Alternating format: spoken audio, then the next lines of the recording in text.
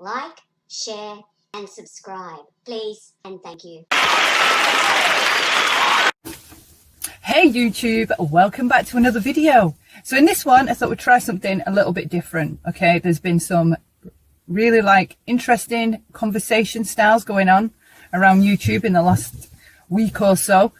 So I thought maybe we could look at the dynamics that go on in between these interactions and see if we can, I don't know, maybe learn how to avoid them in future or learn how to manage them better in the present. So I'm going to try and look at this objectively as if I don't know either party and just talk about what's going on in the conversation. That's all. Not attacking anybody, just want to look at the dynamics and how people go around or go about trying to communicate their issues. Okay, so I'm going to press play and you'll hear it from now. As I was trying to say, I never said she was guilty. I didn't kick you out. Well, I know, I fell out. I never said she was guilty. I never mentioned guilty by association, ever. I never said she was Don't guilty. yell. Don't yell. I said when people around here do something awful like that, who do we look at? Their best real life friend. And you know it. Everybody here knows it. But it's okay because it's Jenny. Right? Okay, so one side is talking about their point. They're making it clear where their issue lies so far. No. Yeah, apparently it is. Can I speak? You're not.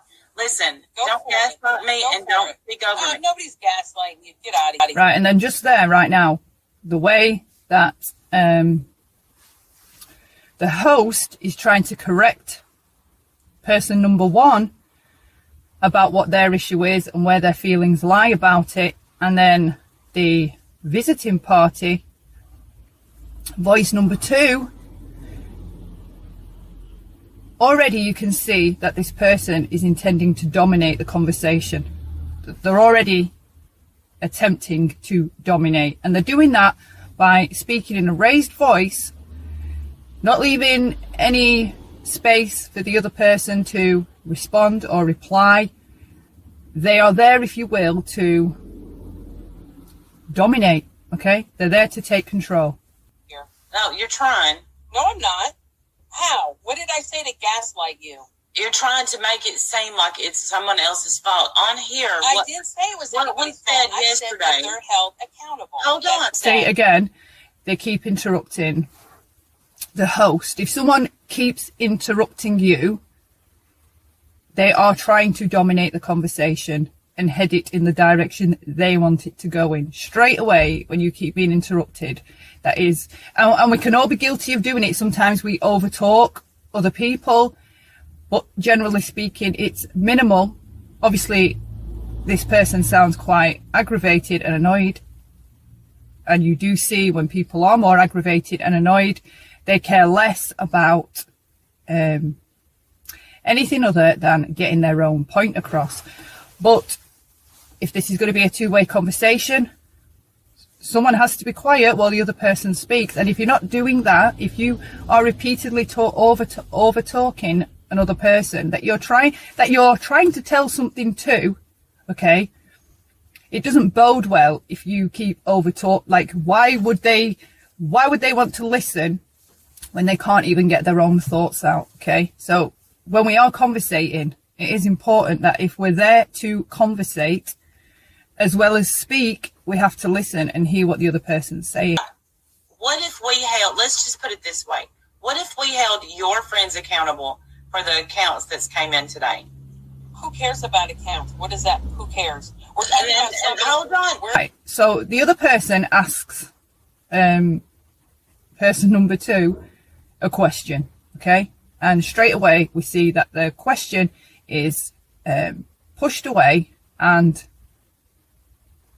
it's just invalidated entirely. So again, this is another sign that the person that you're trying to have a conversation with is not necessarily open to hearing what you have to say. That could be, you know, there's numerous reasons for that. It could be because they're aggravated, angry, emotional, upset, or maybe they're toxic and manipulative, and they have absolutely no intention of hearing anything you say at all anyway. Talking about, no, because you're talking about Apple. God, no, I'm talking about somebody who reached in my real life and it affected my family. And no one said that was okay. In fact, everyone. Yeah, you are making it okay. No. Yeah, Jenny made it okay. No, she didn't. She had the loser up on her panel. Right, so now the conversation shifted. It's not about asking questions about the host's past conduct or behaviour. Now it's shifted onto another person, a third party's been brought in. So this is what we would call, like, if somebody's trying to hold you accountable or throw in your face the actions of another individual, that's what would come under triangulation, because they're bringing somebody else into it, i.e. making a triangle, okay, and using something to do with them, but putting it at your feet. Making it okay. She's making it okay. She's getting a pass for having a lousy friend, but nobody else around here can do that, can they? 180 does something significantly less. Why do you keep bringing 180 up? 180 because is my it's a friend. perfect example. She probably feels like she's trying to bring up examples, okay, which is fair enough. We all need to use other examples to bring things that we're discussing to a head, okay, to show different sides, different opinions, the hypocrisy maybe, what's been going on. Diane and you, same thing with you and Diane. No. If she did that, they look at you. Then why'd you dump her about the pizza in the past? Because they were holding you accountable. You're nothing but a double standard I hypocrite. didn't dump her about Okay, so when I said earlier about the dominating, okay, we see another symptom of the dominating.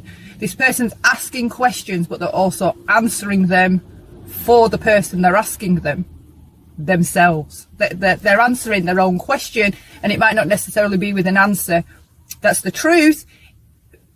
It could be an answer because they sound aggravated. So they're, you know what we're like when we're aggravated, we're awkward, stubborn. It's not the best headspace to conduct a conversation, to bring something to a resolution at all. Yes, you did. No, Yes, I you did. didn't. Okay, let's revise history. Okay, don't anybody in the stupid chat or you sit here and try to say that good real life best buddy friends are not held accountable for horrible I behavior. didn't say they weren't. Because you know All right, they you're are. not gonna let Everybody me here speak, knows. right? You're not going to let me speak.